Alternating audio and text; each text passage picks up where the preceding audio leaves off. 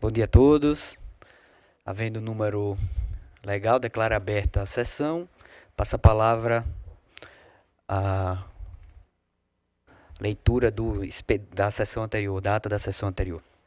Ata da 20ª Sessão Ordinária do Pleno do Tribunal de Contas do Estado de Alagoas. Aos 7 dias do mês de julho do ano 2026, no plenário das sessões do Tribunal de Contas do Estado de Alagoas, sob a presidência do excelentíssimo senhor presidente conselheiro Bruno Albuquerque Toledo, reuniram-se os senhores conselheiros: conselheiro Otávio Lessa de Geraldo Santos, conselheira Rosa Maria Ribeiro de Albuquerque, conselheira Maria Cleide Costa Bezerra, conselheiro Anselmo Roberto de Almeida Brito, conselheiro Rodrigo Siqueira Cavalcante, conselheira Renata Pereira Pires Calheiros e conselheiro substituto Sérgio Ricardo Maciel. O Ministério Público de Contas esteve presente, representado pelo procurador Enio Andrade Pimenta. Também presente o diretor-geral, Dr. Arthur Toledo. Havendo quórum regimental e diante da presença do Ministério Público de Contas, o excelentíssimo senhor presidente declarou em nome de Deus aberta a sessão, solicitando a leitura da ata da sessão anterior, que foi aprovada. Na hora do expediente, não houve quem quisesse fazer uso da palavra, passou-se a ordem do dia. Relator conselheiro Anselmo Roberto de Almeida Brito, TC 8606-2026, representação, aprovado acórdão. Relator conselheiro Rodrigo Siqueira Cavalcante, TC 117-2026, representação, aprovado acórdão, e TC 23731-2023, representação, adiado para a próxima sessão. Relatora conselheira Rosa Maria Ribeiro de Albuquerque, TC 3221-2026, TC 20068-2026 e TC 23637-2023, todos que tratam de representação, adiados para a próxima sessão. TC 7353-2024 e TC 8926-2026, ambos que tratam de representação, retirados de pauta. TC 1751-2026, entre outros, totalizando 4 processos que tratam de representação, todos com acordos aprovados. Relator conselheiro substituto Sérgio Ricardo Maciel. TC 10740-2026, representação, aprovada a proposta de decisão. Encerrada a ordem do dia, não havendo mais processos a relatar, a conselheira Maria Cleide fez uso da palavra para fazer menção ao prêmio Abel recebido pela Escola de Contas, sendo elogiada por todos os presentes. Por fim, o excelentíssimo senhor presidente encerrou a sessão, convocando a todos para a próxima no horário regimental. Em discussão, a ata. Em votação, como vota o conselheiro Otávio. De acordo. Conselheira Rosa. De acordo, presidente. Conselheiro Rodrigo. Também de acordo, presidente. Conselheira Renata. De acordo, senhor presidente. Então fica aprovada. Aberto para discussões. Expediente, considerações de faculta a palavra, quem queira fazer uso. Não havendo interessados, vamos iniciar nossa pauta. Passa a palavra ao conselheiro Otávio. Presidente, não tem pauta para o dia de hoje, não. Sem pauta, conselheira Rosa. Palavra de Vossa Excelência.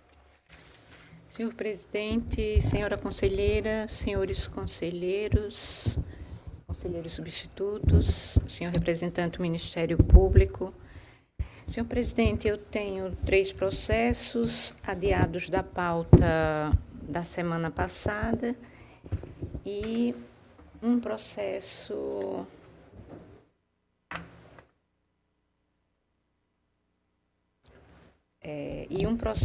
que teve o impedimento do representante do Ministério Público e, em virtude disso, também foi adiado. Então, vou começar relatando por ele. É o processo 0068 de 2025. Trata-se de representação com pedido de medida cautelar formulada pela Defensoria Pública do Estado de Alagoas por meio de seu núcleo de proteção coletiva, com fundamento nos artigos 70 e 71 da Constituição Federal, no artigo 79 da Constituição Estadual e na legislação orgânica desta Corte, em face de supostas graves irregularidades administrativas, riscos à continuidade do serviço público educacional e possível desvio de finalidade na destinação de recursos públicos decorrentes da decisão da Secretaria de Estado da Educação de transferir a Escola Estadual Alberto Torres para o bairro Benedito Bentes. A Escola Estadual Alberto Torres, com mais de 70 anos de existência, funcionou originalmente no bairro do Bebedouro, em Maceió, onde era referência educacional e cultural para centenas de famílias da região. Em razão do desastre geológico provocado pela mineração salgema da empresa Braskem, que tornou o prédio interditado, a escola passou a funcionar provisoriamente no bairro da Gruta de Lourdes, onde se encontra há aproximadamente 5 anos, preservando seu vínculo com a comunidade de origem. Em 2025, a Secretaria de Educação deliberou pela transferência da escola para uma nova sede em construção no bairro Benedito Bentes, o qual dista mais de 10 quilômetros da atual sede provisória. Segundo a representante, a decisão foi tomada sem a realização de estudo técnico, sem consulta pública, sem análise de impacto pedagógico, emocional ou territorial, sem planejamento de demanda, sem definição prévia de turmas, sem estudo de deslocamento e sem adequada fundamentação educacional. A peça vestibular foi instruída com farto conjunto probatório abrangendo ata da audiência pública realizada em 30 de 10 de 2025, com rejeição unânime da transferência para a comunidade escolar, pela comunidade escolar, ofício da direção da Escola Estadual Alberto Torres, em resposta ao ofício número 634 de 2025, com dados técnicos e pedagógicos, 535 alunos matriculados, sendo mais de 60% residentes nos bairros da área de influência histórica Bebedouro, Chã do Bebedouro, Chã da Jaqueira, Farol, Pitanguinha e Gruta, e apenas 2,8% no Benedito Bentes. Levantamento de que somente 15 dos 276 responsáveis que responderam à consulta da própria Secretaria de Educação manifestaram interesse em seguir para a nova sede. Análise técnico-pedagógica com apontamento de graves prejuízos socioafetivos, emocionais e pedagógicos. Ata da reunião realizada em 4 de 11 de 2025 entre a DPE de Alagoas e a SEDUC e a comunidade, na qual a Secretaria confirmou a ausência de consulta efetiva e de estudos técnicos, justificando a escolha unicamente por critérios orçamentários e de dimensão do terreno, e concordou com a análise pedagógica da direção escolar. Ofícios às escolas indicadas pela SEDUC como aptas a absorver a demanda, cujas respostas demonstraram a inviabilidade da afirmação. A Escola Jornalista Freitas Neto não oferta há anos finais e conta com apenas 8 salas no turno noturno. A Escola Estadual Dr. Miguel Guedes Nogueira tem todas as salas ocupadas e informou expressamente não possui capacidade física para receber os 535 alunos. E é notícia do acordo celebrado entre o Estado de Alagoas e a Braskem no valor de 1,2 bilhão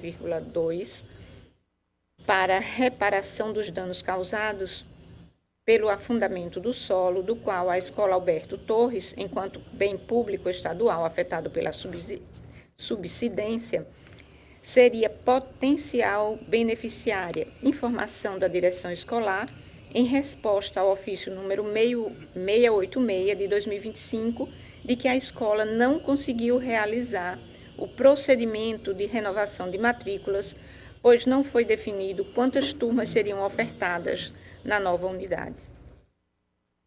O processo foi autuado em 9 de 12 de 2025, distribuído inicialmente por sorteio eletrônico ao conselheiro Rodrigo Siqueira Cavalcante, que, por meio do despacho 3158 de 2025, averbou suspeição por razão de foro íntimo, com fundamento no artigo 145 do Código de Processo Civil, aplicado subsidiariamente, e determinou a remessa dos autos à presidência para redistribuição.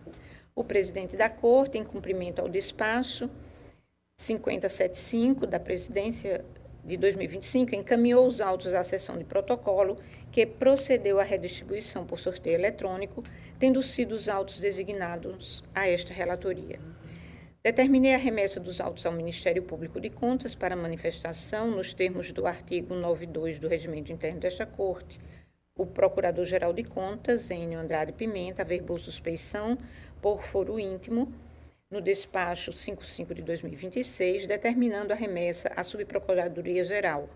O Subprocurador-Geral Ricardo Schneider Rodrigues exarou o parecer 1 de 2026, pugnando pela a admissibilidade e instauração da representação com submissão ao plenário, indeferimento da medida cautelar, em razão de seu objeto estar momentaneamente suprido por decisão judicial, e encaminhamento dos autos à diretoria técnica para instrução.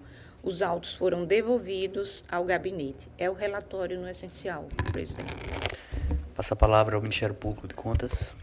Senhor presidente, senhora relatora, senhoras conselheiros, conselheiras, o Ministério Público manifestou-se nos autos por meio do parecer número 1, 2026, da Subprocuradoria-Geral, no trato desta representação apresentada pela Defensoria Pública do Estado de Alagoas, que, em síntese, trata de uma possível irregularidade no que se refere à transferência da Escola Estadual Alberto Torres, que atualmente funciona no bairro Gruta de Lourdes, para o bairro do Benedito Bentes. O processo foi distribuído, enviado ao Ministério Público e, em síntese, o Ministério Público entende que deve ocorrer a admissibilidade em razão da violação ou da possível violação a diversas normas, inclusive federais, o que poderia resultar numa violação ao direito fundamental à educação. Então, sem fazer a leitura integral do parecer, mas naqueles aspectos mais relevantes, mencionamos aqui que, quanto à suposta ilegalidade no ato administrativo atinente à transferência da Escola Estadual Alberto Torres, atualmente localizada no bairro da Gruta de Lourdes, para o Benedito Bentes, as alegações apresentam indícios de ilegalidade. Inicialmente, a Lei 8.069 de 90, o Estatuto da Criança e do Adolescente, assegura não apenas o direito à educação, mas a igualdade no acesso e permanência, bem como que seja gratuito em unidade escolar próxima da residência da criação ou do adolescente. Artigo 53, inciso 1 e inciso 5. No mesmo sentido, a Lei Federal 9394 de 96, a Lei de Diretrizes e Bases da Educação, LDB, estabelece um dever direcionado ao Estado de garantir vaga em escola pública mais próxima da residência. Artigo 4, inciso 10. O Supremo Tribunal Federal, por ocasião do recurso extraordinário 1.301.366, DF, também estabeleceu o mesmo entendimento no que se refere à matrícula em escola próxima da residência. Também na decisão monocrática, no processo 1.301.366, DF, o Supremo Tribunal Federal entendeu da mesma forma em relação à proximidade da residência da criança e do adolescente quanto à escola. No caso concreto, essa transferência, a distância física entre o local onde se encontra instalada a escola e a nova localidade ultrapassa mais de 10 quilômetros, razão pela qual, em tese, há indícios de que não estaria sendo observado o direito à matrícula em uma unidade escolar próxima. Ademais, os documentos acostados apontam para a ausência de estudos técnicos e critérios capazes de fundamentar e subsidiar a decisão. Ao contrário, os documentos inicialmente colacionados indicam que a transferência apresenta potencial prejuízo à efetivação de matrículas e, consequentemente, o acesso à educação. Mencionamos em seguida alguns outros dispositivos, do Código de Processo e, já na parte final, em relação ao mérito, a previsão, portanto, deve compatibilizar-se com os demais princípios. No caso concreto, não obstante, faz necessária a apresentação clara dos motivos que fundamentam a escolha pelo gestor, fato este que não ocorreu. Evidentemente, a transferência da unidade escolar deve estar justificada com a demonstração da necessidade de interesse público. Assim, apenas após expostos o motivo e a motivação do ato, baseados em estudos e critérios técnicos plenamente aferíveis, a eventual alteração pode ser avaliada para poder revelar se o ato administrativo é válido e constitui, portanto, uma prerrogativa do responsável inserida na discricionariedade administrativa ou se foi arbitrário, portanto, ilegal. Então, a justificativa suficiente é necessária para que essa avaliação quanto a uma decisão tomada legalmente no âmbito da discricionariedade ou se foi uma decisão arbitrária. No caso, como se trata de uma representação, entendemos que há indícios suficientes de potencial comprometimento do direito à educação, né? Lembrando que esse é um direito fundamental de elevada densidade normativa previsto no texto constitucional, inclusive consolidado como um direito público subjetivo de forma expressa, é o único direito fundamental que assim está estabelecido na Constituição de forma expressa, e, portanto, entendemos que deve ser admitida a representação. No entanto, quanto a cautelar, fazemos aqui alguns comentários quanto aos aspectos normativos, mas em linha de conclusão, apenas corroboramos a ideia de que a sua decretação ela deve ser sempre tomada como uma última medida, que deve ser adotada quando melhor atender ao interesse público, né? Não devemos, portanto, banalizar o uso da cautelar, porque isso implica numa decisão que tem um impacto direto no âmbito da gestão pública. A deferência deve ser sempre algo a ser considerado. E, no caso concreto, observamos, como foi mencionado pela conselheira, que a decisão da transferência ela foi suspensa judicialmente por uma decisão tomada em dezembro de 2025. Eu até tentava consultar o processo nesse momento para verificar se houve alguma alteração, mas até o momento que consta aqui houve essa suspensão da transferência e, por isso, nos manifestamos, na ocasião, pela não concessão da medida cautelar. Então, em conclusão, o Ministério Público manifesta-se pela admissibilidade desta representação com a sua submissão ao plenário para que seja determinada a instauração e os demais passos, inclusive a instrução processual pela unidade técnica e pelo indeferimento da medida cautelar. É o parecer, senhor presidente. Essa palavra à relatora. Senhor presidente, eu vou solicitar de Vossa Excelência, mais uma vez, para suprimir a leitura da fundamentação legal em virtude do conhecimento e porque observamos que todos os requisitos para a admissibilidade desta representação foram preenchidos. E também quero também suprimir, em virtude de otimização de tempo, em virtude de que fizemos um relatório que foi, em tese, corroborado pelos termos do parecer do Ministério Público, e então vamos direto à nossa conclusão de voto. Ante a tudo que já foi exposto, voto pelo conhecimento da representação, pela sua instauração mediante deliberação plenária, pelo indeferimento do pedido de medida cautelar neste momento, pelos fundamentos acima expostos e pelo encaminhamento dos autos à Diretoria de Fiscalização competente para a instrução, com citação da Secretaria de Estado da Educação, para a apresentação de defesa no prazo regimental de 15 dias úteis, seguida de manifestação conclusiva da unidade técnica e nova vista ao Ministério Público. É como voto, presidente. Relatora vota pela admissibilidade da representação, indefere a medida cautelar e determina outras providências. É isso? Sim, presidente. Como vota, conselheiro? Com a relatora. Com a relatora. Conselheiro Rodrigo. Senhor presidente, eu estou suspeito nesse processo. Me averbei suspeito. Ok. Conselheira Renata. Com a relatora. Então, fica aprovado o voto da relatora com a suspensão do conselheiro Rodrigo. É isso? Ok. Continua a palavra com Vossa Excelência. Passo a relatar agora, presidente, o processo de número 1015 de 2024.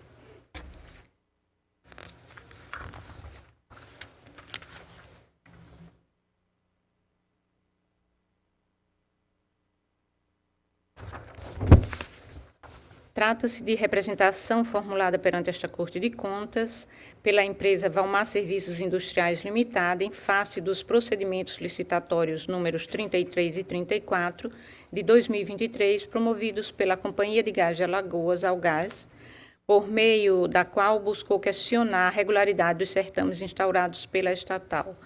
Em síntese, sustenta a representante que a Algás promoveu 2 procedimentos licitatórios distintos destinados à contratação de serviços considerados essenciais à manutenção e operacionalidade da rede de distribuição de gás natural do Estado de Alagoas.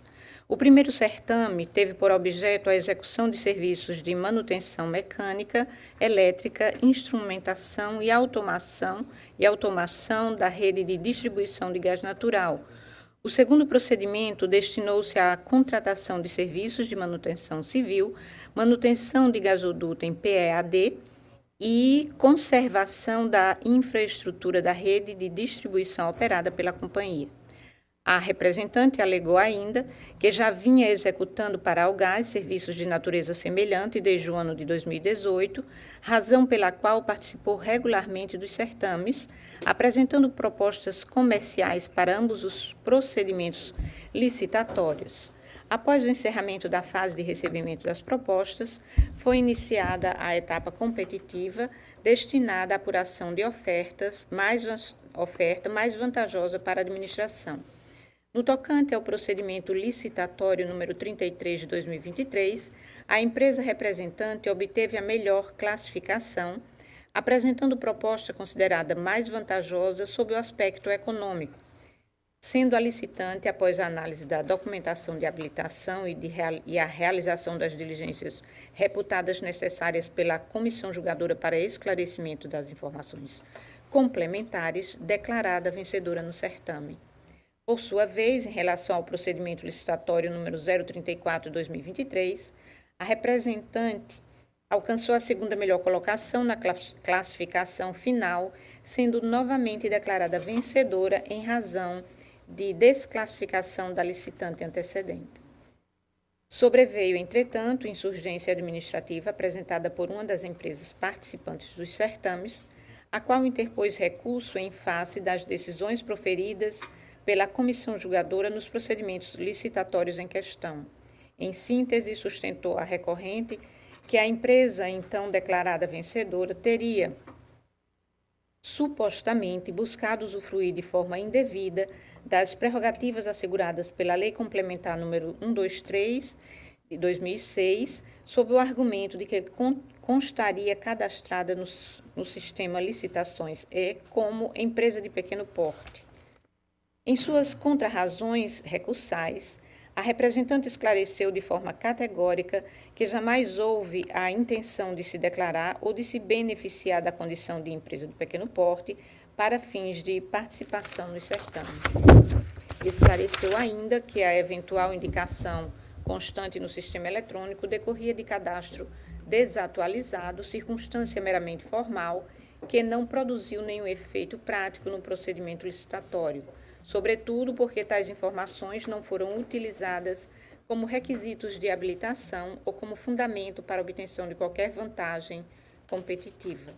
Diante das alegações apresentadas, o Comitê Recursal determinou a realização de diligências complementares, requisitando a apresentação de documentos aptos a comprovar a data de cadastramento da empresa e o enquadramento societário registrado no sistema Licitações E no período correspondente.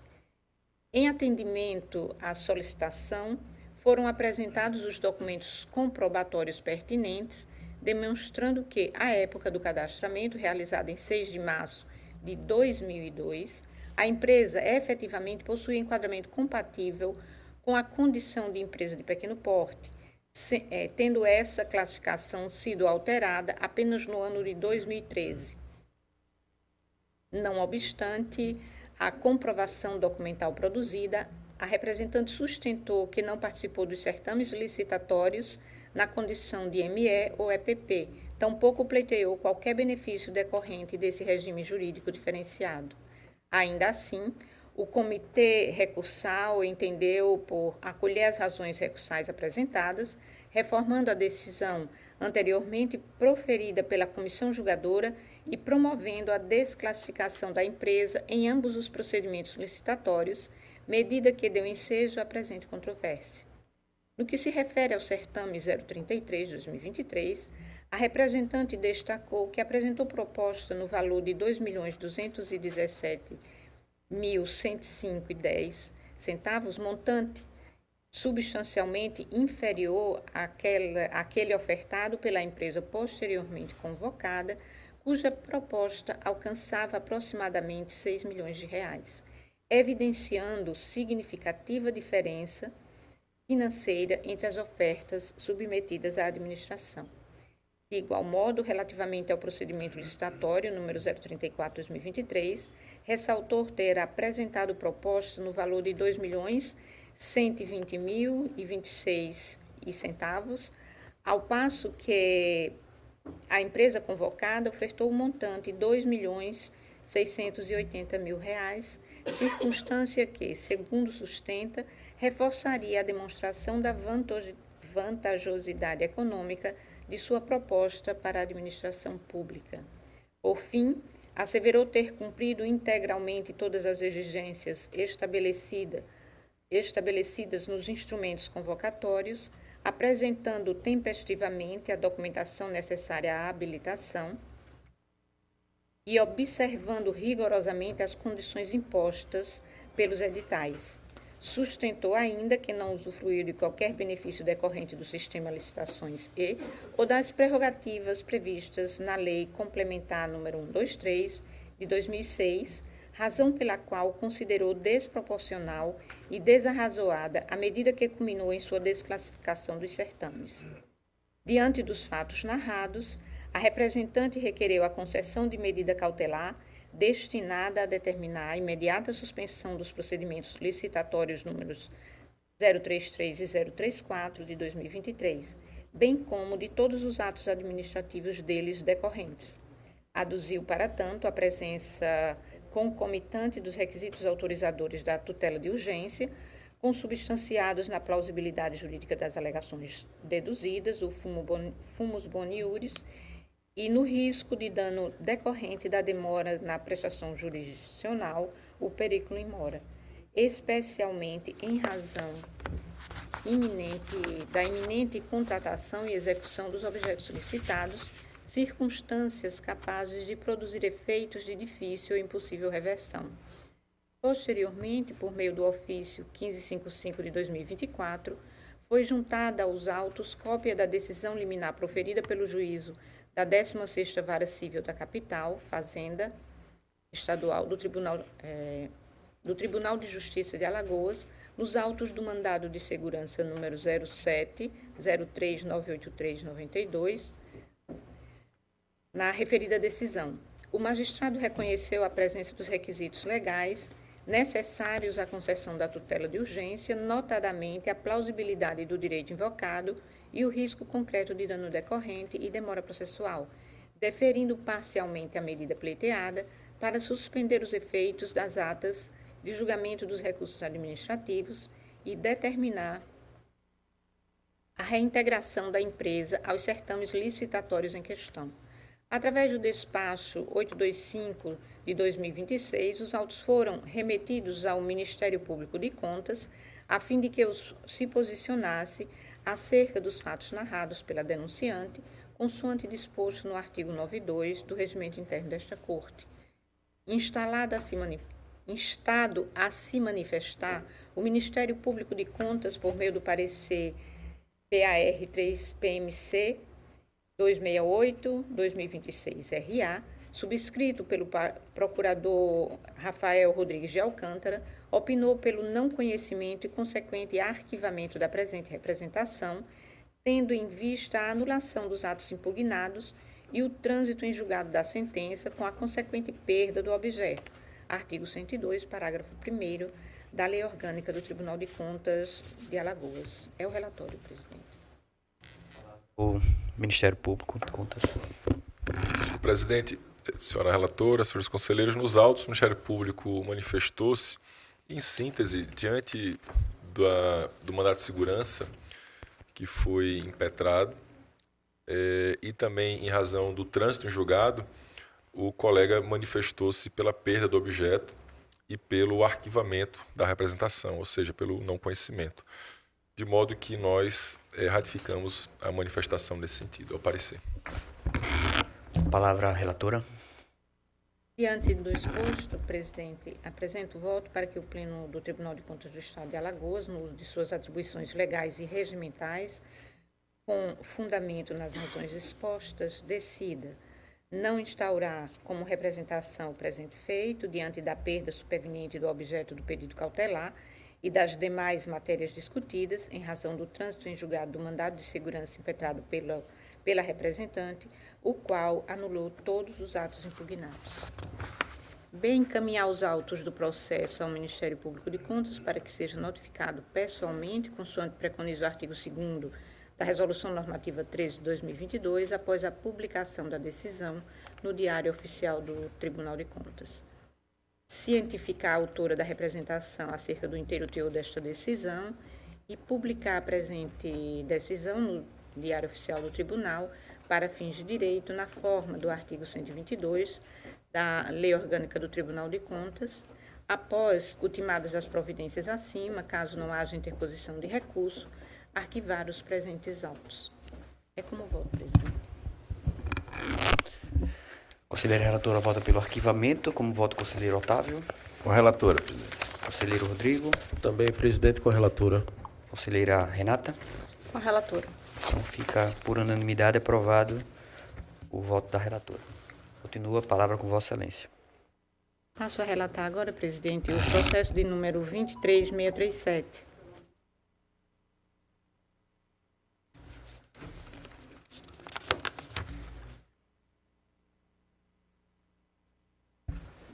Trata-se de notícia de fato recepcionada por meio da ouvidoria deste Tribunal de Contas, Portal do Cidadão, em 15 de setembro de 2023, convertida em representação, por intermédio da qual são noticiadas possíveis irregularidades envolvendo contratações de empresas terceirizadas realizadas pela Prefeitura Municipal de Lagoa da Canoa.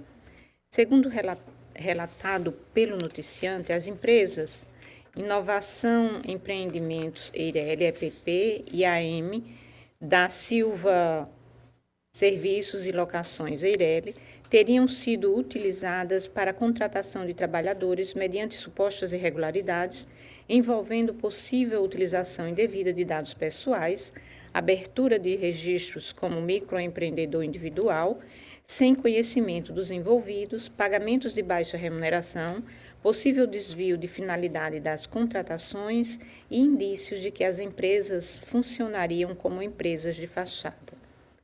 A notícia-fato veio acompanhada de documentos contendo extratos de empenhos realizados pela Prefeitura Municipal de Lagoa da Canoa, relativos ao exercício de 2021 e 2022, indicando despesas públicas efetuadas em favor das empresas mencionadas. Distribuídos os autos a esta relatora, foram encaminhados ao Ministério Público de Contas para manifestação quanto à admissibilidade da representação. Mediante parecer PAR 4-PMPC 271/2024, SM, da lavra da 4ª Procuradoria de Contas, o parquet opinou pela admissibilidade da representação, entendendo que, embora o registro realizado por meio da ouvidoria não possibilite a identificação do noticiante, tal circunstância não impede a atuação desta Corte quando presentes elementos mínimos que evidenciem a necessidade de apuração dos fatos, sobretudo diante da gravidade das irregularidades noticiadas e da existência de documentos que demonstram a realização de despesas públicas em favor das empresas mencionadas. Ressaltou ainda o Ministério Público de Contas que ainda existe pedido de medida cautelar, razão pela qual pugnou pela submissão da matéria ao plenário para a instauração do competente processo de representação com a posterior realização da instrução técnica. É o relatório, presidente. Com a palavra o Ministério Público. Nos autos, a colega manifestou-se por meio do parecer 271/2024 e, de fato, a narrativa ela é bastante impactante. Trata de uma terceirização de empresas no município de Lagoa da Canoa e que teria havido a contratação de muitos funcionários, possivelmente com fins eleitoreiros, recebendo R$500, R$600, e isso teria gerado, inclusive, prejuízo a eles junto à Receita Federal, no que se refere também à questão da aposentadoria. Menciona pagamentos para a empresa de inovação, comércio e serviços em Santa Luzia, e que pelo aspecto da sede aparenta ser uma empresa de fachada, segundo alega o representante, no montante de mais de R$2 milhões.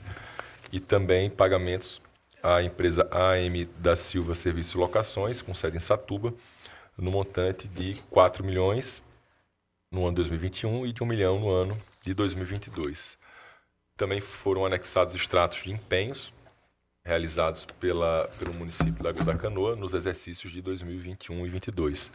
Então, diante da narrativa e dos documentos apresentados, a colega manifestou-se pela presença de indícios que corroboram essa possível irregularidade, o que recomenda a instrução diante da altíssima gravidade dos fatos. Também foi feita consulta ao site da Receita Federal e foram anexados aos autos os extratos dos CNPJs. Então, senhor presidente, diante da manifestação da colega, eu reitero em todos os seus termos, no sentido da admissibilidade da representação. Com a relatora, a palavra. Senhor presidente, mais uma vez, farei uma supressão dos fundamentos e também, em virtude do nosso voto, ter absolvido em toto o parecer do Ministério Público e agora muito bem relatado, explicado pelo doutor Ricardo, nós passamos ao nosso voto já, à nossa conclusão. Portanto, por tudo quanto acima exposto, apresento o voto para que o Pleno desta Egrégia Corte de Contas, no uso de suas atribuições constitucionais, legais e regimentais, decida: 1. Conhecer da presente representação, por preencher os requisitos previstos no artigo 102, parágrafo 1º da Lei Estadual número 8790, de 2022, a Lei Orgânica do Tribunal de Contas. Indeferir o pedido de medida cautelar, por ausência, neste momento processual, dos requisitos necessários à sua concessão. Encaminhar os autos à diretoria técnica competente para a realização de instrução processual com a adoção das seguintes providências: identificação e citação dos responsáveis para que apresentem defesa no prazo de 15 dias úteis, sob pena de preclusão. Promova a realização das diligências necessárias. Emita parecer técnico conclusivo após o cumprimento integral das diligências aqui determinadas. Sigam os autos para o Ministério Público para a ciência e emissão de parecer conclusivo e determinar a publicação da presente decisão. É nosso voto, presidente. A relatora vota pela admissibilidade de mais providências. Conselheiro Otávio? Com a relatora, presidente. Conselheiro Rodrigo? Senhor presidente, eu só fiquei numa dúvida, traz indícios, não é isso? De irregularidade, não é isso? Então eu estou acompanhando a relatora. Conselheira Renata? Com a relatora. Então, por unanimidade, fica aprovado o voto da conselheira Rosa, relatora do processo. Continua facultada a palavra a Vossa Excelência. Passo a relatar agora, presidente, o processo de número 3221 de 2026.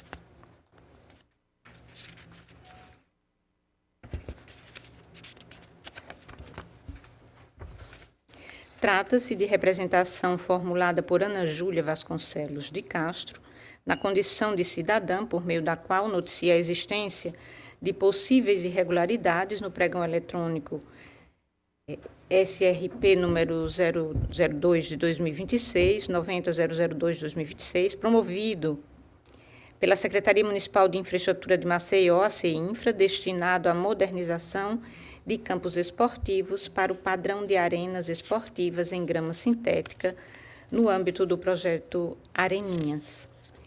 Em sua peça inaugural, a representante sustenta, em síntese, a existência de irregularidades no instrumento convocatório, consistentes na inadequação da especificação técnica do objeto, ausência de disponibilização da planilha orçamentária utilizada para a formação do preço estimado, inadequação do critério de referência de preços, limitação do número de atestados de capacidade técnica e ausência de exigências de ensaios técnicos considerados essenciais, requerendo em sede cautelar a suspensão do certame e, ao final, a reforma do edital.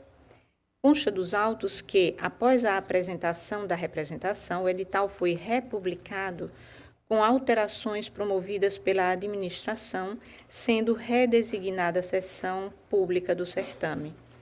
Instado a se manifestar, o Ministério Público de Contas, por intermédio do parecer PAR 4 PMPC 49/2026, SM, da Lavra da 4ª Procuradoria de Contas, opinou pelo conhecimento da representação por entender preenchidos os requisitos legais de admissibilidade. Quanto ao pedido cautelar, o Parquet de Contas manifestou-se pelo seu indeferimento diante da ausência, no caso concreto, dos requisitos autorizadores da tutela de urgência, ressaltando que as alegações demandam aprofundamento técnico e que o procedimento licitatório realizado sob o sistema de registro de preços permite eventual atuação corretiva desta Corte após a devida instrução processual. É o relatório, presidente. Passo a palavra ao Ministério Público de Contas. Senhor presidente, nos autos, a colega manifestou-se por meio do parecer 49/2026, que trata dessa denúncia / representação promovida em face de edital de pregão promovido pela Secretaria Municipal de Infraestrutura de Maceió, a Seminfra. Várias possíveis irregularidades que teriam ocorrido no edital foram mencionadas na exordial e, posteriormente, houve uma alteração no edital em que a colega não vislumbrou, segundo menciona aqui, a prática ardilosa denunciada, haja vista que, ainda que mantidas as cláusulas impugnadas, como se extrai do edital republicado, não foi possível obter nos sistemas o teor da decisão administrativa relativa à impugnação.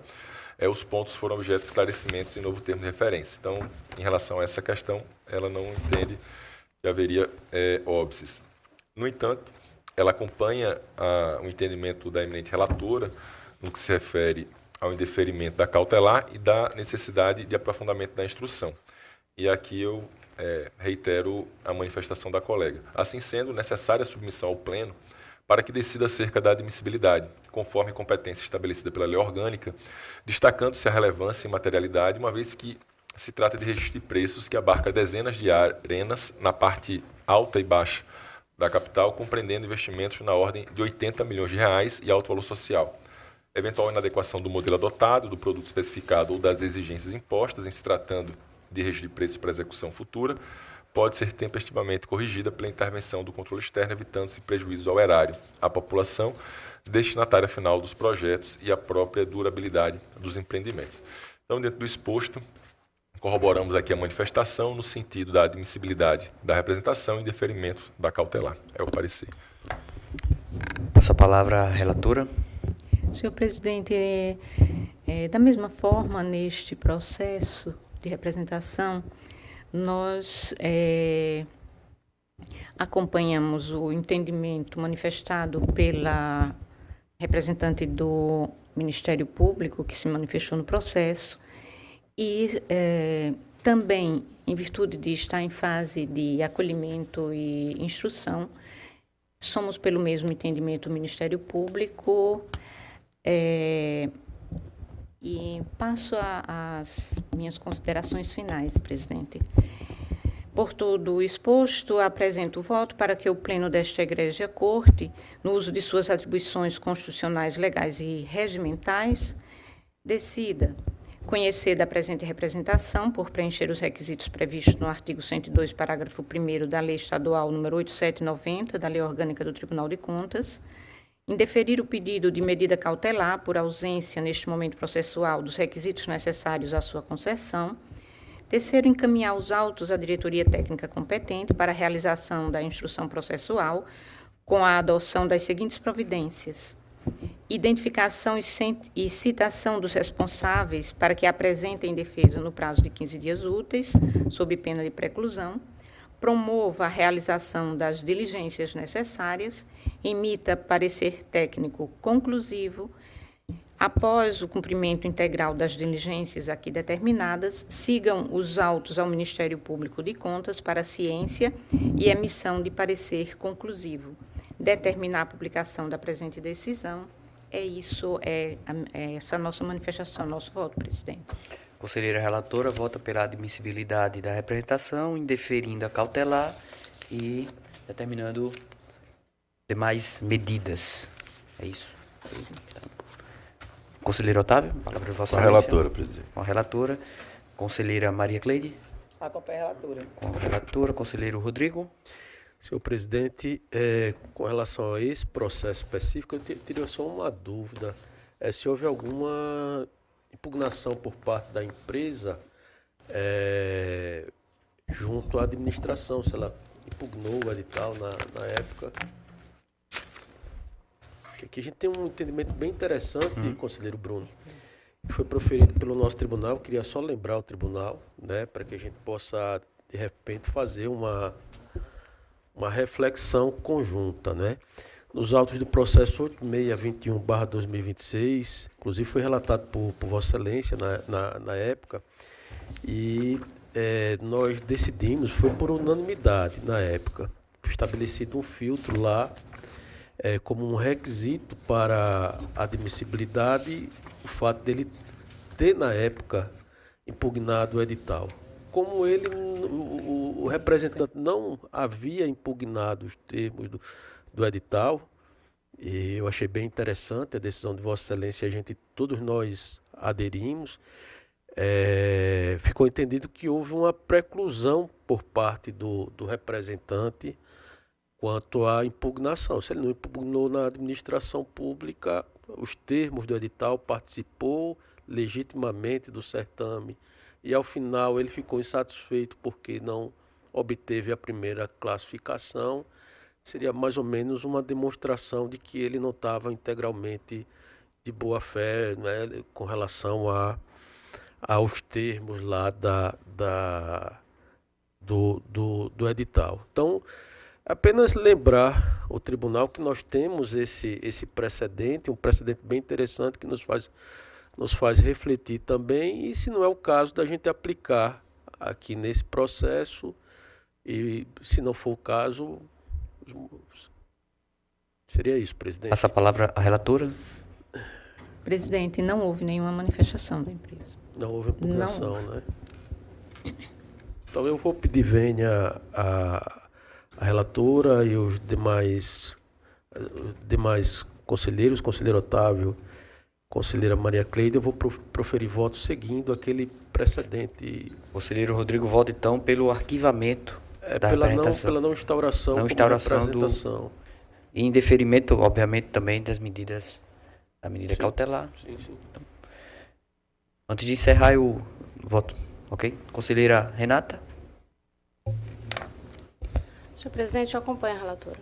Conselheira Renata acompanha a relatora. Antes de proferir resultado. Aprovação Pois sobre não. o contrato. Com relação, foi bom o conselheiro Rodrigo tirar essa dúvida, conselheira Rosa. Com relação, se ele, na verdade, ele tinha possibilidade, ele tinha alguma coisa com relação ao edital e ele não impugnou na área administrativa, é isso que eu entendi. Ele tem o prazo dele e ele não impugnou, não recorreu e para que fosse corrigido.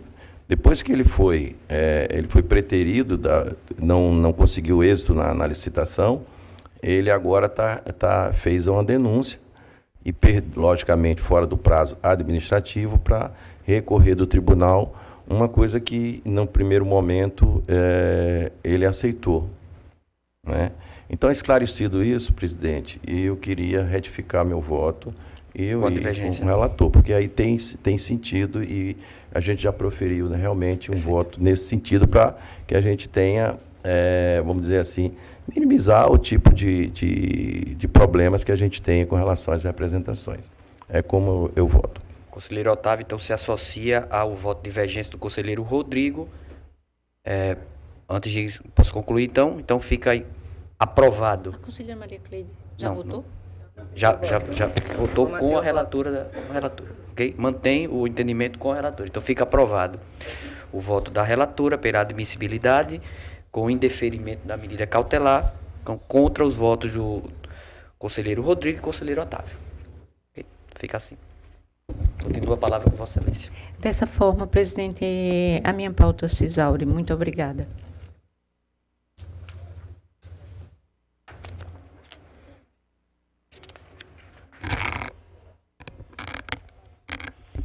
Conselheira Maria Cleide. Presidente, eu não tenho pauta. Sem pauta. Conselheiro Rodrigo. Senhor presidente, senhores conselheiros, senhoras conselheiras, senhor membro do Ministério Público, doutor Ricardo. Senhor presidente, eu trago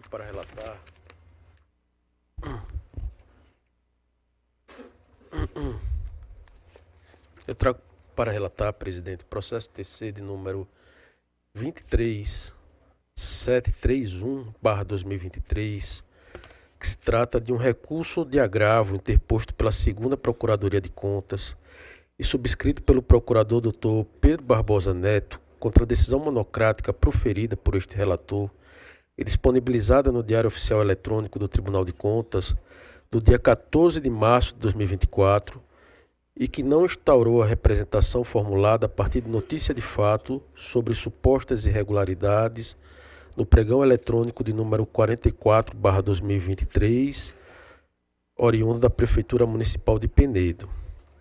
A decisão agravada não instaurou o processo como representação, contudo determinou ciência, através de ofício circular TCT e ADFAFON, para que de forma articulada inserisse a notícia reportada em banco de dados, a fim de que pudessem avaliar a relevância do dado e a subsidiar eventual atuação da Corte no exercício de suas auditorias governamentais, caso viesse a ser deflagrado como processo de controle pelos critérios de seletividade, conflito de análise técnica conjunta das irregularidades apontadas pela representante, melhor dizendo.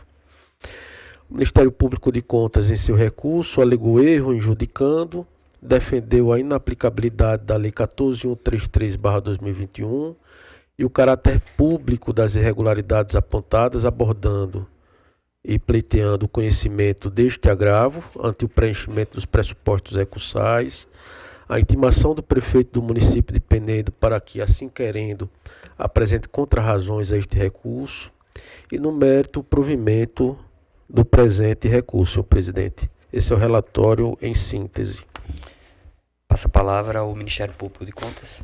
Senhor presidente, na origem, o processo ele trata de uma representação que foi manejada em face da Prefeitura Municipal de Penedo, em face do pregão eletrônico 44 de 2023. O objeto aqui da representação, ele tinha uma relação com a aquisição de smartphones, 53 smartphones, em que havia no edital a descrição dos requisitos mínimos desses aparelhos. No entanto, o vencedor do certame, ele teria apresentado em sua proposta um aparelho com uma divergência em relação a essa descrição. Então, a resolução mínima que se exigia no edital era de 13 MP e no pregão ele apresentou, o vencedor, um aparelho com a resolução de 5 MP. Houve discussão em relação ao recurso e o processo chegou ao tribunal e o colega manifestou-se, por meio do parecer 739, pela admissibilidade da representação, entendendo que haveria aí indícios de que uma possível irregularidade ocorreu, inclusive até pudemos aventar aqui dano ao erário, tendo em vista que o objeto adquirido teria sido de uma qualidade inferior àquela que foi apresentada. O eminente relator, por meio de decisão monocrática, ele não admite a representação, ele arquiva. Inclusive, há uma discussão quanto a isso, porque, pela lei orgânica, acho que a gente já debateu isso aqui no plenário, né? Ela impõe que o juízo de admissibilidade ocorra pelo plenário, mas tem-se entendido aqui que esse juízo de admissibilidade, quando é negativo, poderia ocorrer de forma monocrática. Enfim, eu não vou adentrar nessa questão, porque o colega não adentrou, e é um outro ponto de discussão, e eu penso que aqui a gente teria que debater uma questão mais relevante. Um primeiro ponto que é levantado na decisão do eminente conselheiro é uma discussão que já temos discutido aqui há algum tempo, que seria a vedação da representação para a defesa de interesse meramente particular, subjetivo ou privado do interessado. E aí, quanto a esse ponto, nós temos divergência e no recurso de agravo apresentado pelo colega da 2ª Procuradoria, ele apresenta esses aspectos. Não concordamos, né, Data Vênia, com essa visão de que, no caso concreto, seja um direito subjetivo, particular, privado, e de fato não cabe ao Tribunal de Contas tutelar direito privado, mas aqui se trata, objetivamente, da aquisição pela administração pública de um bem cuja descrição prevista no edital não foi atendida pelo fornecedor. Naturalmente, em todo o processo licitatório, quando um licitante participa do certame, ele tem algum interesse. Mas não é porque ele tem algum interesse que esse interesse sempre será um interesse privado que afasta a tutela, a atuação do Tribunal de Contas. Se assim fosse, a legislação não teria previsão expressa de que o licitante pode representar o Tribunal de Contas. E a lei de licitações prevê expressamente que a pessoa física, a pessoa jurídica, o licitante, o contratado, né, no artigo 170, parágrafo 3º, eles podem representar o Tribunal de Contas em face de legalidade. Então, a gente necessitaria divisar situações em que o licitante tem interesse e que não tem. Porque um licitante totalmente desinteressado jamais vai existir. E nesse caso, me parece que não é um interesse, repito, meramente particular. De fato, quando a administração pública adquire um bem, no mínimo ela deve adquirir um bem em conformidade com aquela descrição que consta no edital. Este é um ponto que foi colocado, digamos, em debate. A outra questão diz respeito às 3 linhas de defesa que a lei de licitações incorpora, né? Como é sabido, existe uma primeira linha composta pelos próprios agentes e servidores da administração pública. Temos uma segunda linha composta pela Procuradoria, pelo controle interno. Temos uma terceira linha composta pelo Tribunal de Contas. E essa atuação, a nova lei de licitações, ela inova, né? Em sua decisão, o conselheiro critica essa visão, mas independentemente desse ponto, o fato é que em sua fundamentação o conselheiro entende que caberia um esgotamento ou um exaurimento, né, dá a entender, dessa via administrativa, né, que o tribunal ou que o licitante ele deveria buscar essa via.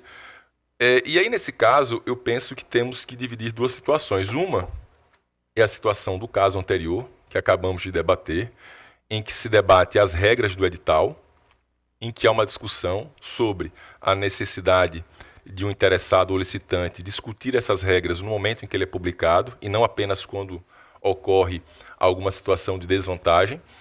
E nisso existe uma oscilação da jurisprudência do TCU.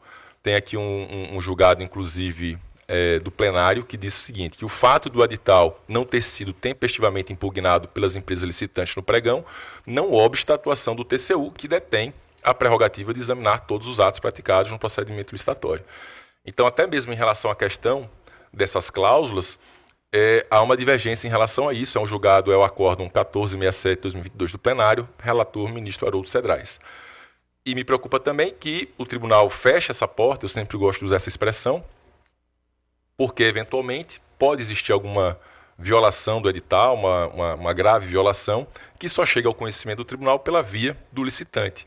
E caso o tribunal entenda que somente pode conhecer da representação quando for provocado, ele ficaria, digamos, impedido de atuar.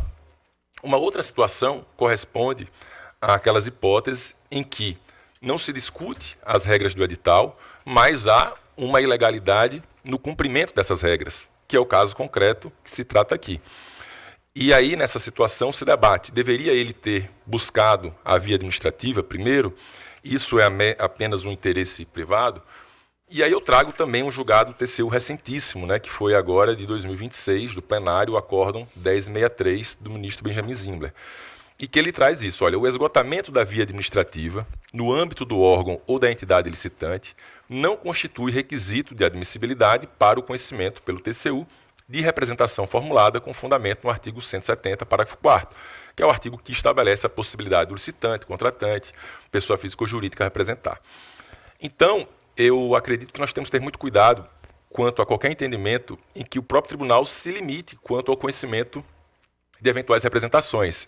Eu penso que, caso entenda que não há materialidade, que o caso não deva ser analisado, o tribunal deve ter cuidado com essas teses mais abrangentes, que são limitadoras excessivamente, e verificar outros aspectos. Por exemplo, aqui, no caso concreto, eu verifiquei que o valor da contratação gira em torno de R$50 mil.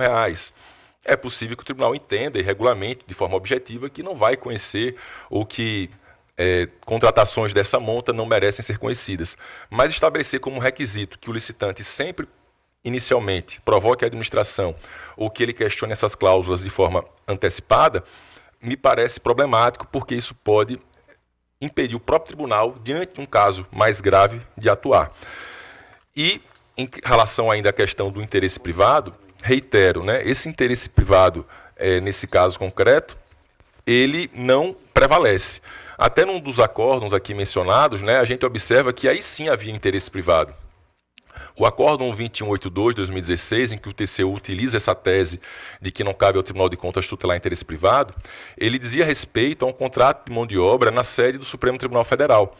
E aí a empresa alegava que, em razão da oscilação cambial, né, do dólar, isso teria gerado um custo maior e ela pretendia, portanto, que houvesse uma repactuação dos valores lá do contrato. Aí o tribunal entendeu que não caberia, nesse caso, essa discussão, porque isso já tinha sido apreciado, rechaçado administrativamente e assim por diante.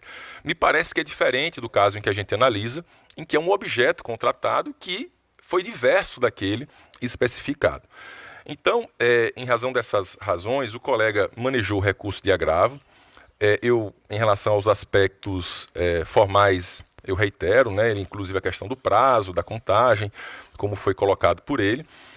Ele também menciona a necessidade de que, em alguns julgados do TCU, essa questão da concomitância e das linhas de controle, ela também é utilizada apenas quando existe uma provocação nas duas searas, ou seja, se já foi feita a provocação na esfera administrativa do jurisdicionado, não caberia o tribunal atuar concomitantemente. Aí, nesses casos, é que o tribunal tem entendido que se aguarde. Mas se a esfera administrativa não foi provocada, isso não impede, porque, repito, se nós formos exigir que haja primeiramente essa provocação na esfera administrativa, o tribunal está criando, na verdade, uma cláusula, né, um requisito novo que não está previsto de forma expressa na lei, não que seja algo impossível, não quer dizer que o tribunal não possa estabelecer critérios, porque ele tem uma limitação de pessoal, é verdade, mas eu sempre digo, esses critérios de materialidade, de seletividade, eles precisam primeiro ser objetivos e segundo, eles não podem ser critérios que inviabilizem futuramente o tribunal de atuar em casos que sejam relevantes.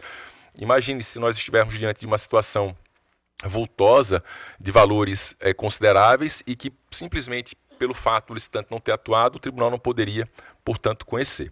Então, em razão desses aspectos todos, pensamos que a resignação do colega ela merece ser provida para que haja o conhecimento da representação que foi manejada, com, portanto, a reforma da decisão monocrática manejada pelo eminente relator. É o parecer, senhor presidente. O Vênias ao relator, só para destacar que o caso que tanto o eminente procurador do Ministério Público de Contas como o relator traz, que eu fui relator anteriormente, traz uma diferença, conselheiro Otávio. É que naquele caso concreto, o representante aqui tinha ganho a licitação, ele ganhou a licitação, e na hora de entregar o produto, que era um software, o desenvolvimento de um software, ele não atendia os requisitos do edital que ele ganhou. E aí ele vem atacar o edital que ele não entregou um produto que ele tinha ganho e foi atacar o edital que ele tinha ganho anteriormente. Então há uma peculiaridade aí nos casos que precisa ser destacado, ok? Pedindo Vênias, então, passo a palavra ao relator. Senhor presidente, eu concordo com o Ministério Público quando fala da necessidade de ter cautela sempre. Eu acho que é muito importante ter cautela sempre quanto a novos entendimentos. Eu minutei meu voto, entrei no aspecto da admissibilidade do recurso, da tempestividade. Nós fizemos a análise, eu vou pedir vênia a Vossas Excelências para dispensar a leitura do capítulo, pois entendemos que o recurso foi interposto de forma tempestiva. Nós abrimos um capítulo referente à desnecessidade de intimação do gestor para apresentar contrarrazões recursais, haja vista que ele sequer foi citado nos autos, ele, portanto, não é parte processual, pedindo vênia ao Ministério Público de Contas, tanto o denunciante quanto o denunciado, nesse caso aqui, eles não figuram na condição de parte processual, mas eu fico à disposição de Vossas Excelências para tirar qualquer dúvida que for necessária. E eu passo, senhor presidente, a ingressar no mérito do recurso. Tá? Eu vou tentar fazer uma leitura rápida, presidente, até mesmo porque eu já antecipei o entendimento firmado nesse voto, até para explicar melhor, já que o voto e o processo é muito mais rico do que uma simples ementa, né? Ao compulsar os autos, constata-se quanto ao principal ponto da representação, que é a ausência de conformidade do objeto adjudicado, que o presente feito não se encontra instruído com substrato probatório mínimo, apto a demonstrar a existência das supostas irregularidades apontadas. Isto porque o representante se limitou a anexar aos autos somente o extrato das propostas do certame, desacompanhada de quaisquer outros documentos capazes de evidenciar eventual afronta ao ordenamento jurídico e de fornecer indícios mínimos de ilegalidade. Nesse contexto, cumpre ressaltar que este relator vem entendendo que, salvo situações excepcionalíssimas, devidamente justificáveis por meio da ponderação de princípios, ausência de provas ou sua não indicação, quando vier a inviabilizar a comprovação de autoria ou de indícios mínimos de ilegalidade, dá ensejo ao imediato arquivamento do procedimento, não cabendo ao julgador determinar a emenda da representação sob pena de termos o comprometimento de sua neutralidade. Ademais, para fins de registro, observa-se que a suposta desconformidade que foi apontada pelo Ministério Público de Contas, com base na denúncia formulada pelo cidadão, não se confirma, uma vez que o próprio documento acostado aos autos indica expressamente que a especificação da resolução da câmara frontal corresponde à resolução de 5 megapixels, bem como no edital disponibilizado no portal Bolsa Nacional de Compras, não havendo parquê juntado aos autos documento apto a comprovar tal discrepância por ele apontada. Então, senhor presidente, o Ministério Público ele aponta que houve uma adjudicação de um objeto diferente daquele que foi licitado, aponta isso no seu parecer, menciona que isso é referente ao edital de licitação de número 44, porém uma simples busca nesse portal, né, a partir da provocação do Ministério Público de Contas, nos demonstra que o objeto licitado foi o mesmo do objeto que veio a ser adjudicado. E aí eu peço a Vossas Excelências que façam essa verificação probatória para confirmação da inexistência de indícios. Tem essa peculiaridade aí que nós divergimos com todas as vênias do entendimento trazido pelo Ministério Público de Contas. Outro sim, cumpre assentar que é pacífico o entendimento do que o Tribunal de Contas, que os tribunais de contas atuam na defesa do interesse público e não do interesse, aí eu vou especificamente privado, e não funcionam como instância recursal ordinária para licitantes ou outros interessados que se sintam irresignados com o resultado dos certames. Eu estou trazendo essa fundamentação porque, para mim,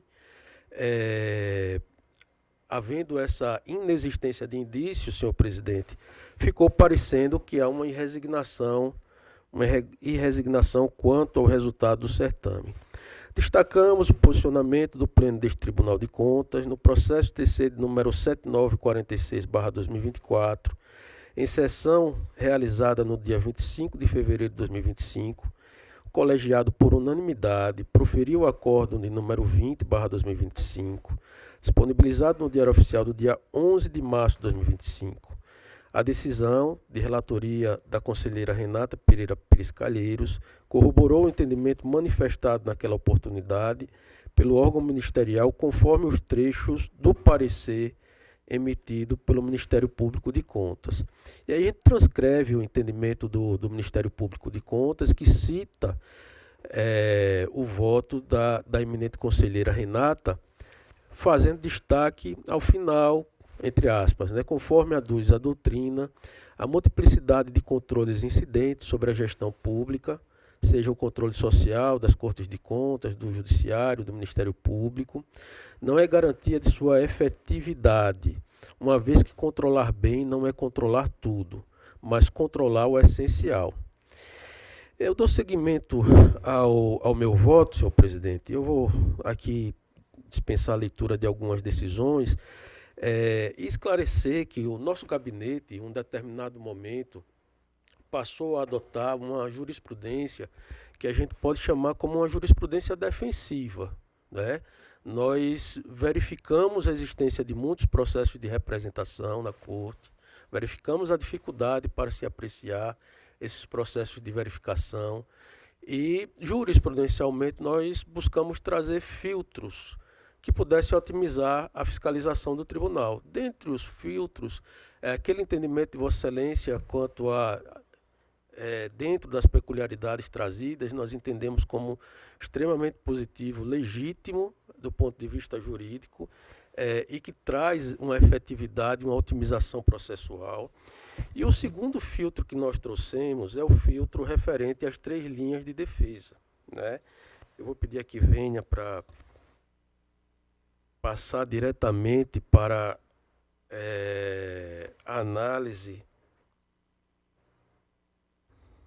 no que se refere às 3 linhas de defesa.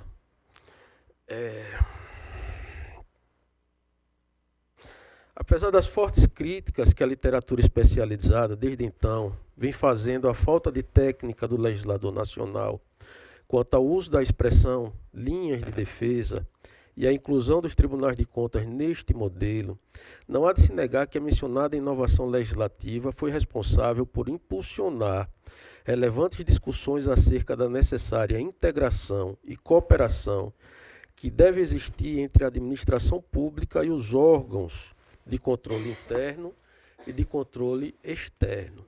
É certo que o legislador não condicionou o acesso a uma determinada linha de defesa ao impulsionamento ou ao esgotamento da linha de defesa imediatamente antecedente. Porém, isto não significa que o legislador tenha vedado que estes atores busquem ordenar as mesmas para que possam ser movimentadas de forma coordenada, planejada e eficiente, principalmente quando se almeja que a atuação do poder público seja guiada pelos princípios da eficiência e da economicidade. Neste sentido, este relator, ao proferir a decisão recorrida, usou como paradigma o entendimento consagrado no acórdão de número 572/2022 do TCU, de relatoria do ministro Vital do Rego, no que existem outros acórdãos também nessa linha, como existem outros acórdãos em sentido contrário. E eu quero crer que o próprio TCU está pacificando o seu entendimento no sentido da não aplicabilidade das 3 linhas de defesa como filtro para atuação como representação lá no Tribunal de Contas da União. Essa é a impressão que fica a partir da leitura da evolução jurisprudencial do Tribunal de Contas da União. Mas eu trago aqui decisões do próprio TCU reconhecendo a necessidade de se respeitar esse planejamento de atuação. Por fim, ressalta-se que o TCAL possui competência por meio do seu sistema de auditoria para acompanhar a fiscalização e execução orçamentária e financeira das unidades administrativas dos poderes estaduais. Tal competência inclui a análise de editais de licitação, contratos, convênios, acordos, ajustes e outros instrumentos congêneres, sendo exercida com base em critérios de seletividade na apreciação das contas de gestão pelas unidades técnicas competentes. Então, senhor presidente, de uma forma bem resumida, nós estamos trazendo voto no sentido de conhecer do recurso, negar provimento ao mesmo, ressaltando que o principal ponto da impugnação é com a devida vênia ao Ministério Público de Contas, que seria essa desconformidade entre o que foi licitado e o que foi efetivamente adjudicado, não existe, né? Com a devida vênia, pedindo vênia ao Ministério Público de Contas. É meu voto, senhor presidente. Então, no caso, é a manutenção da decisão, é isso? Seria a manutenção da decisão. O meu voto seria no sentido da manutenção da decisão. Ok. Então, conselheiro Otávio? Presidente, o caso específico é até bom, porque abre aquele com relação a um ponto de divergência. É difícil a gente votar um ponto de divergência do Ministério Público quando o conselheiro relator diz que o parecer enfocando o conhecimento de um item do edital e o relator, esse item não foi comprovado, fica uma coisa, a gente tem que ou solicitar uma diligência para comprovar ou não, ou fica difícil você tomar uma posição de atuar num processo onde há comprovação ou não há comprovação. Entendeu, conselheiro? É muito... como não houve a comprovação, o conselheiro relator tem um posicionamento. O Ministério Público vai num ponto efetivo, forte, com relação a aceitando aquele item como determinante. Eu acho que a gente tem que tirar a conclusão com relação ou uma diligência do lado da licitação, alguma coisa. É meu entendimento. Conselheiro, desculpa, passar a palavra ao Ministério Público de Contas que pede um esclarecimento de fato. Apenas assim, quanto a esse ponto suscitado de que não haveria o preenchimento desse requisito, porque o equipamento entregue teria sido o equipamento correto ou não, isso não foi apontado no recurso, porque não foi objeto da decisão. A decisão não menciona esse ponto. A decisão monocrática e o recurso contra essa decisão monocrática, ele apenas pautou-se naqueles elementos que foram apresentados. A questão do direito privado, do direito particular, a questão das 3 linhas de defesa. Então, por isso que não adentrou-se. Inclusive, o artigo 18 da Lei Orgânica, ele menciona, quando tiver alguma questão apreciável de ofício, por exemplo, a admissibilidade, que não foi examinada, isso é considerado no julgamento, ou seja, uma questão nova que é apresentada, isso deve gerar suspensão do julgamento para que as partes se manifestem. Então, esse ponto, caso seja um ponto prevalecente no sentido de manter a decisão monocrática, eu creio que deveria ser examinado, porque, repito, o Ministério Público, em seu recurso, ateve-se aquilo que a decisão monocrática utilizou como argumentos. É isso, presidente. Senhor presidente, todas as vezes, por gentileza, o Ministério Público levantou essa tese, sim, tanto no parecer, quanto ele levanta essa tese no recurso. Tá, tudo bem, mas a tese do Ministério Público foi nesse sentido daí, do recurso. Tanto é que quando eu estou trazendo o meu recurso aqui, a decisão do meu recurso, eu enfrento esse ponto que foi levantado pelo Parquet de Contas. Tudo bem, mas o recurso trata. O recurso levanta isso daí.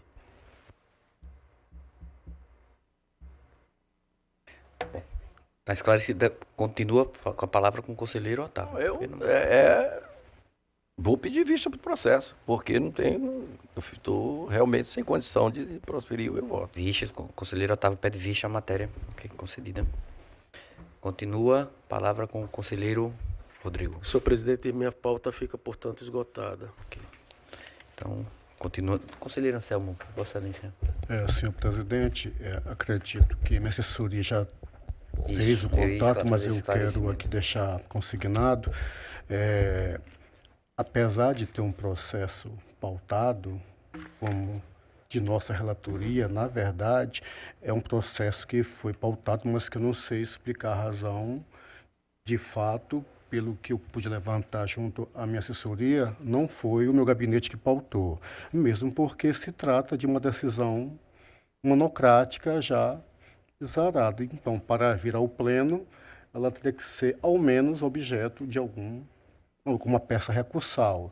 E parece-me que não é o caso. É só para deixar consignado que houve talvez um equívoco aí Conselheiro, nessa pauta. apenas para registrar, é o processo 728 de 2026. Vossa Excelência faz referência. Isso, 10728/2026, correto, senhor presidente. Ok. Só para fazer esse registro, muito obrigado. Obrigado, conselheiro. Então, conselheira Renata? Senhor presidente, não tem o processo pautado para a sessão.